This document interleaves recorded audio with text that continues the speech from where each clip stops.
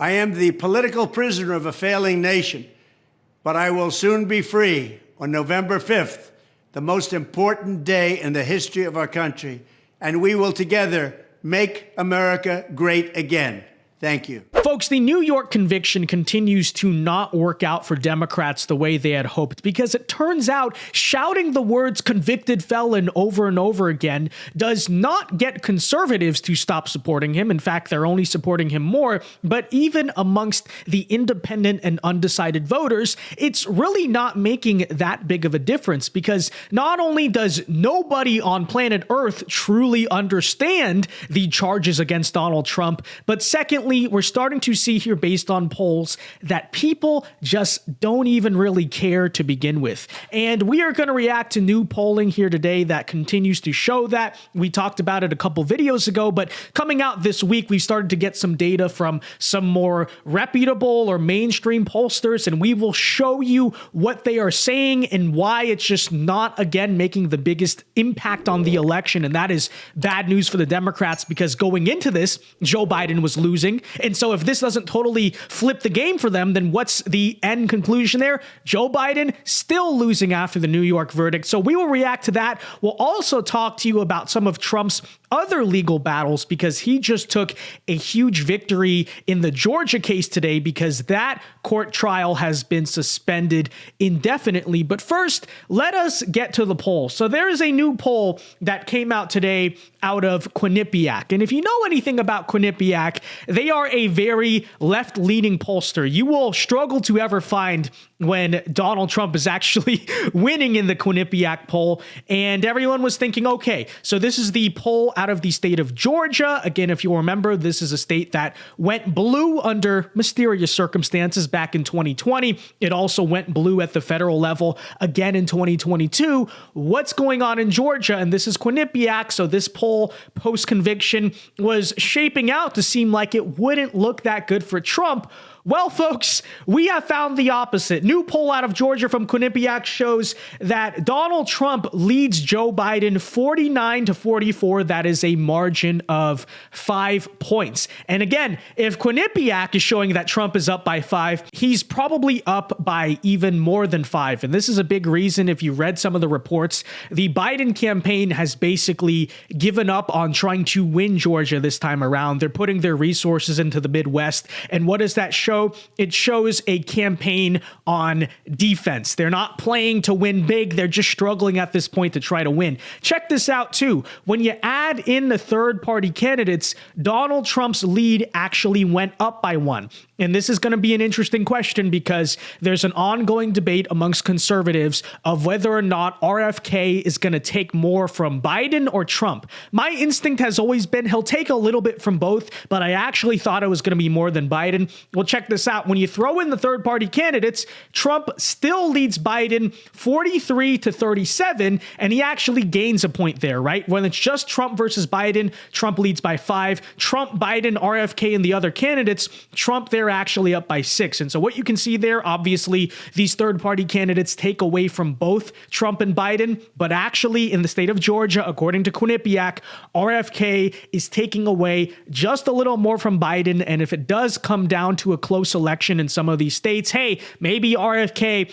actually kind of is on our side because he does help Donald Trump in the end. Who knows? We'll have to see. But that's what this poll is showing. And some other polls have showed similar things to that as well. So yeah, Georgia off the table. That shows, again, Joe Biden is on the defensive, playing defense in this election. But check this out right here. We got a decision desk polling average out of Virginia that shows Donald Trump is only down by 1 point, 1 single point in the state of Virginia. And keep this in mind, that is not just one random outlier poll showing that. This is a decision desk average based on 16 different polls.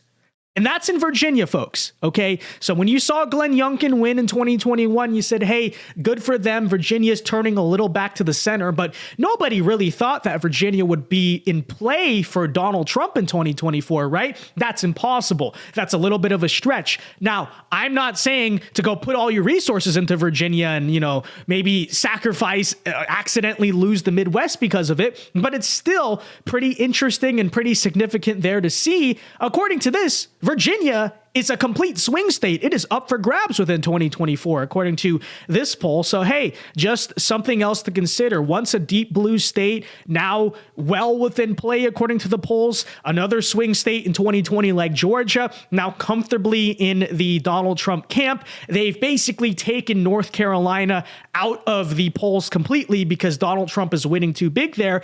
And again, we're just seeing here that the conviction not having that big of an impact on any of this. So there I just showed you two polls out of potential swing states. So let's look big picture. Let's look nationally and maybe across the battleground states and figure out, again, how much has the Trump conviction really hurt him, if at all? And again, if it doesn't hurt him that much, if it only hurts him a little bit, as I will reiterate here, that is good news for Donald Trump. Because if he's only going down maybe 1 or 2 points, hey, the conviction just hit, the news is still fresh. It's sensical that Trump would take a small hit, but if it's only minor damage, we can fully expect by June, by July, September, August, that little hit he took in the campaign will have faded. Well, New York Times and Siena reached out to nearly 2,000 people who participated in previous polls to see if they had changed their minds in response to the verdict. And what does it show? Well, first of all, most significantly,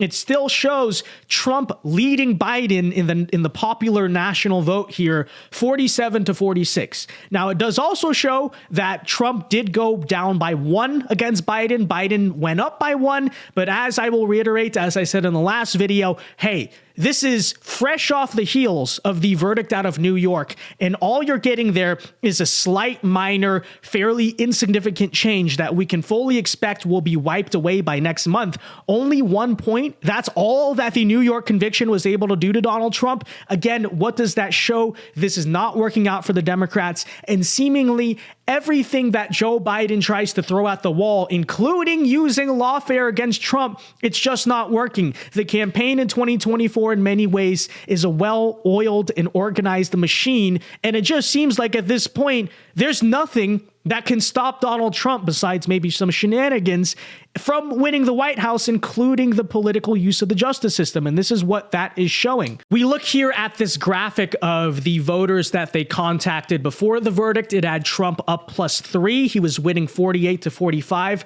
Right after the verdict, there was a very modest shift towards Biden, but now Trump still leading by 1.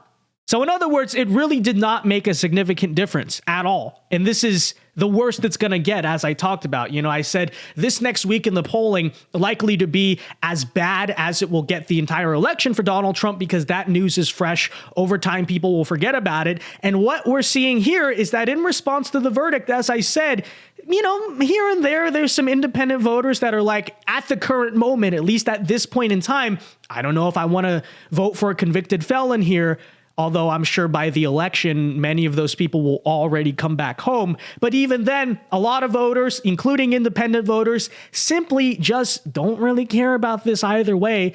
And again, that's good news for Donald Trump and us, because if they don't care about the felony and the lawfare and all this stuff, and the election is still about Trump versus Biden on the original issues, we've been seeing for the past couple months, Trump beats Biden on all those original issues. And the other piece of good news we got is that this is the last lawfare political trial that Donald Trump seems like he's going to have to go through, at least before the election, because they all keep getting pushed back. They all keep getting suspended. And we got some great news out of the Georgia case today, saying that the Georgia Court of Appeals has indefinitely paused the election case against Donald Trump. Now, in fairness, I don't know why Brian Kemp and the Georgia Republican state government there don't just suspend or pardon this case altogether, but whatever, rhinos, we always got to deal with them here. But regardless, huge legal win in court today, because as you may have known, there's been this whole scandal over Fani Willis basically sleeping with the prosecutor, Nathan Wade, and all this drama.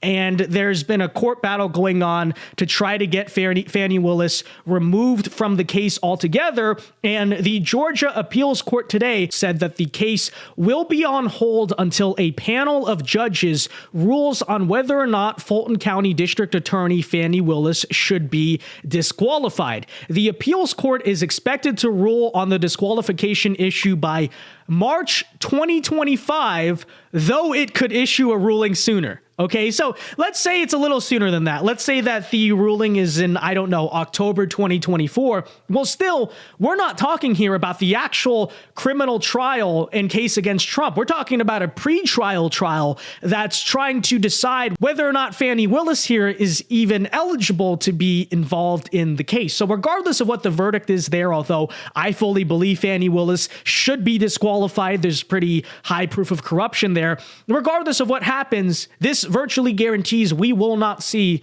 a Donald Trump trial in Georgia before the election. And in DC, in Florida, with those federal cases, similar things seem to be happening. And so it really boils down to this. Democrats may have some type of October surprise out. I wouldn't be surprised to see them release some type of AI video or something against Trump, although judging by prior events, it doesn't seem like it's going to work. So in regards to lawfare, in regards to trying to get a conviction against Trump to throw him under the bus, this New York thing is the last they seem like they're going to get. And according to the polls, as we showed you there earlier, it's really not having that big of an impact on the election. Arguably, we may look back and say it only helped Donald Trump with turnout among his base in the election. And so good news is we're in a comfortable position still at the current moment. Last thing I want to close today's video with is this. Look, guys, I know it's easy to get demoralized sometimes. I mean, you look at what happened in the 2020 election, and I, for years, have heard a lot of conservatives say since then, I'm never voting again. What's the point? The entire system is fixed. You may have looked at what happened in the New York court and just have this belief that the entire system is lost. It is unbeatable. It is a sham. It's a psyop. It is 100% completely rigged against us.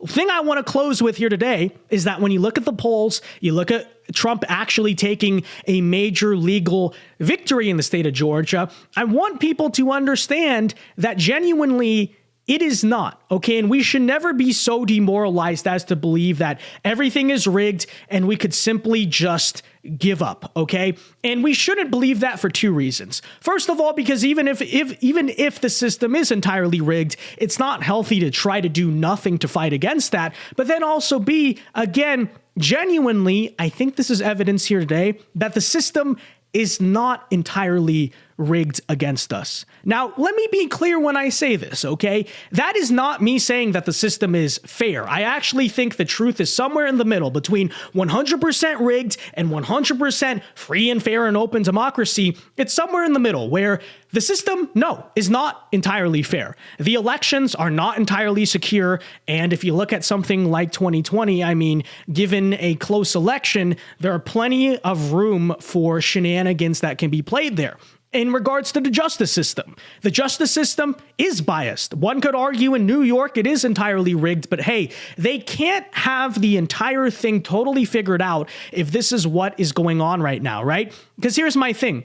Would they need to take Donald Trump to court if the election was already fixed? If it was already rigged and it was in, why would they need to do these court battles? Something to think about, right? Clearly, again, the elections may not be secure, but they don't have it totally in their control like they think they do. In regards to the trials themselves, I would also say that if they had the whole system turning the way they 100% wanted it to, they would have gotten all 4 of the trials done before the election. Right? There would have been no reason they couldn't do that if they were orchestrating everything. But clearly, given the fact that they keep getting delayed and the only trial they got before the election is their single weakest case, clearly, again, the entire thing is not 100% rigged. Is it fair? Absolutely not. Is it incredibly biased against us? Absolutely true. But it is wrong, folks, to believe that the system is unbeatable. And I said this on Twitter. I said that our opponents are not actually invincible. We just have to work a lot harder than they do. And that part of it is absolutely true. But this is what I have to say, okay? If we win this election by a big enough margin, I fully believe there's not really much they can do to try to fortify it the way they did in 2020, an election I believe that was actually a lot closer than maybe some people want to admit there. And I think when you analyze the recent news we've seen today, sure, there is a lot to be pessimistic about in this campaign and this country. I don't deny that whatsoever. At the same time, there's plenty to be optimistic about. So folks, patriots, keep your head high, keep fighting, okay? Make sure you go vote in November, do everything you can, because this is winnable. It may not be fair, but it is winnable, right? You just got to work 10 times harder than the other side. With that said, folks, be sure to let me know your thoughts on all of this in the comment section down below. Leave a like on the video, subscribe to the channel if you are new, and until next time, Alpha Moves Only, God bless. Have a very great rest of your day, and peace.